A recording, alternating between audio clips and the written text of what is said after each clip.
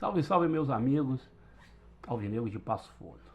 Galera, vamos aqui repercutir alguns assuntos que um deles é uma notícia que nos deixa feliz pra caramba se a gente pensar que há 3 anos atrás estávamos falidos e a tendência era que a gente ficasse ali oscilando entre Série B e Série A e talvez, por que não, de repente fôssemos até cair um pouco mais, porque a nossa situação financeira era de penúria, a gente não tinha dinheiro, era contas penhoradas, R$ 36 na conta, tinha bola, não tinha luz, ameaçada de ser cortado, essas coisas todas.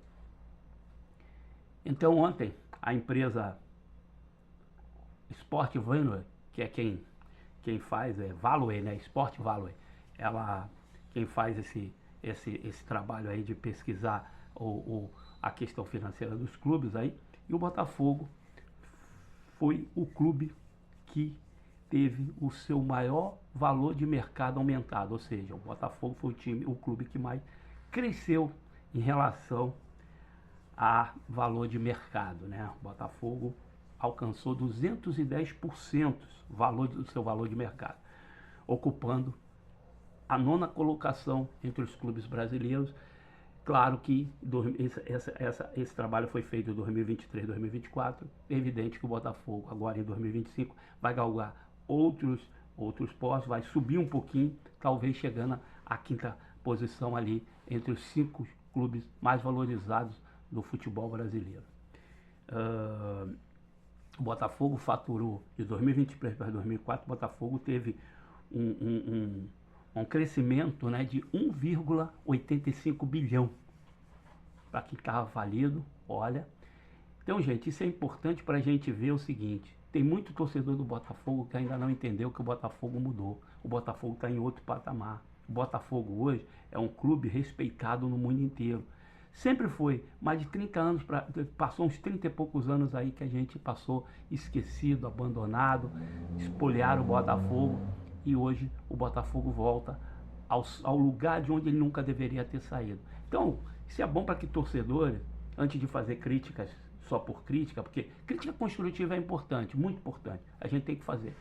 Tem muita coisa errada ainda na SAF e Botafogo, tem que melhorar muita coisa, mas críticas têm que serem feitas com basilamento. Você tem que ter uma base para poder criticar. Você tem que saber a crítica que você está fazendo, você tem que ter argumento. Não criticar por criticar, o time perdeu, pô, não sei o que. Faz parte, o torcedor é assim. Agora, nunca se esqueça de onde nós estávamos e onde nós chegamos. E nós vamos ainda alcançar outros patamares. Meu Botafogo hoje é, sem dúvida nenhuma, um clube que galga um futuro promissor, futuro muito promissor.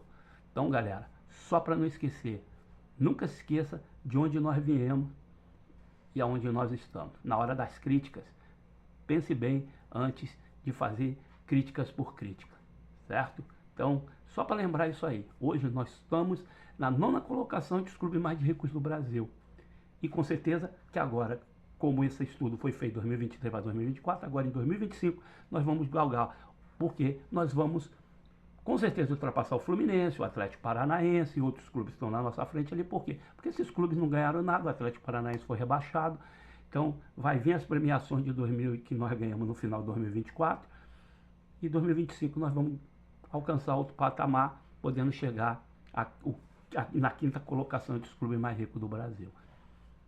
Demos um salto de qualidade e vamos continuar avançando. Outro assunto que eu queria discutir aqui com vocês é sobre o Mosqueira, jogador do Red Bull Bragantino, que o Botafogo tentou no começo do ano. O Bragantino não quis negociar, o empresário do jogador e o jogador estão forçando uma barra para vir. Evidentemente que os caras, quem é que não quer disputar um Mundial Interclube, uma Libertadores? É evidente que quer, né? Então, parece que a proposta do Botafogo continua de pé. Informações dão conta de que o Botafogo parece que vai conversar com o Bragantino e pode até aumentar essa proposta. Tomara. O Mosqueira é um bom jogador, um jogador que cairia muito bem no Botafogo.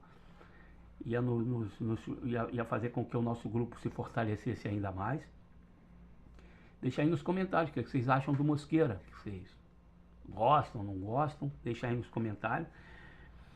E o último assunto aqui que eu vou tratar com vocês muito rapidamente é sobre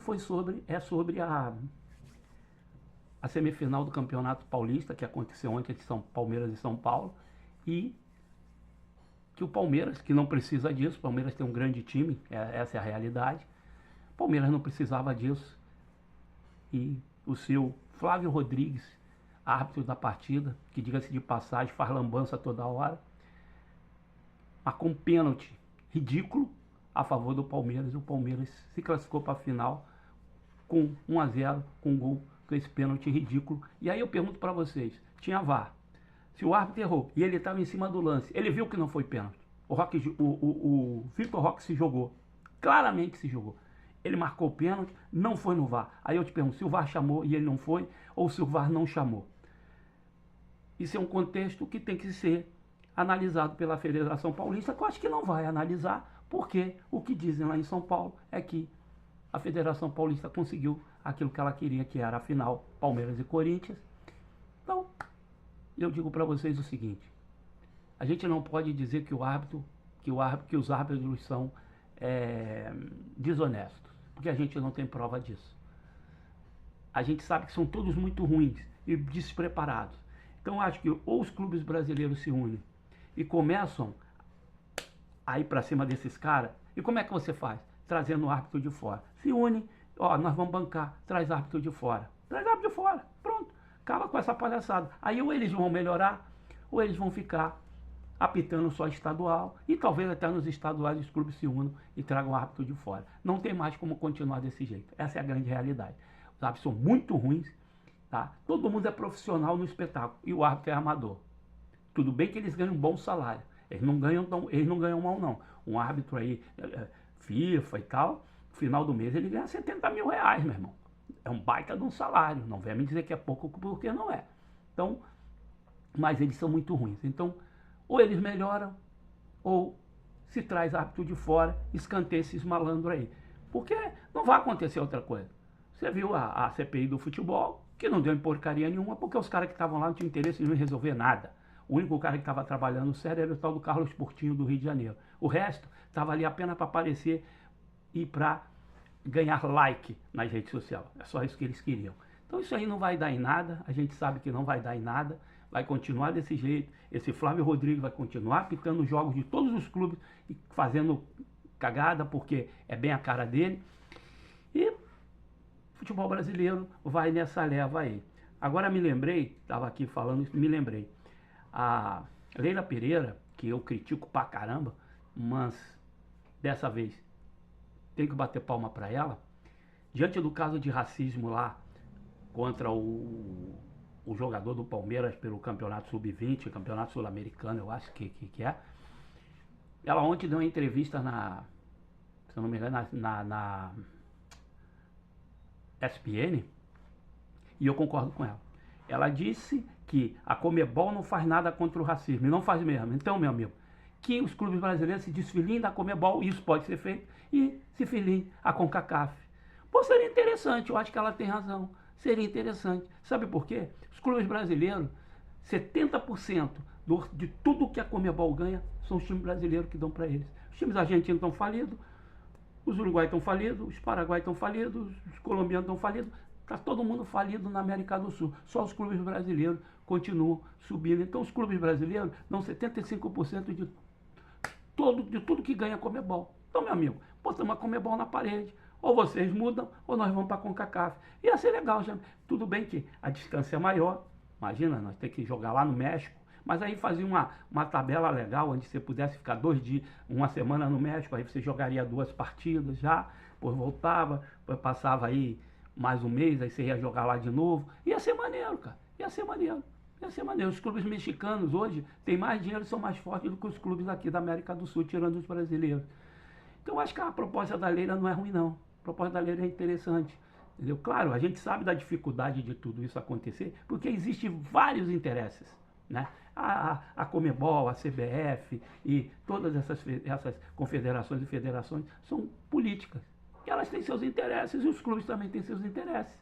Então, Tu imagina os clubes brasileiros saírem da Conmebol? Tu imagina uma Libertadores só com clube argentino, paraguaio, uruguaio, peruano, colombiano, venezuelano? Hã? Tu acha que os patrocinadores iam se interessar? Claro que não, os patrocinadores iam correr tudo. Ia tudo para a CONCACAF. Aí eu queria ver o que a Conmebol ia fazer. Então, acho que a proposta da lei é interessante. Acho difícil isso acontecer, mas já é um caminho. Ela está dando um caminho e te garanto que a Conmebol, te garanto que com essa fala dela, a Conmebol já começa a se preocupar. Porque caso de racismo no continente sul-americano, eles não dão nenhuma ênfase a isso. Eles não punem. Agora puniram lá o clube com a multa e um jogo de fortão fechado. Isso aí adianta? Não adianta nada, irmão. Não adianta nada. E o cara que cometeu racismo? Vai preso? Vai ser julgado? Vai se incomodar? Não. Sabe por quê? Porque eles não veem caso de racismo como crime nesses países. Infelizmente, é a realidade. Aquilo que eu sempre digo. A humanidade, o planeta avançou, o mundo avança em ciência e tecnologia, mas regride em questão de humanidade, infelizmente. Um abraço a todos, saudações alvinegras.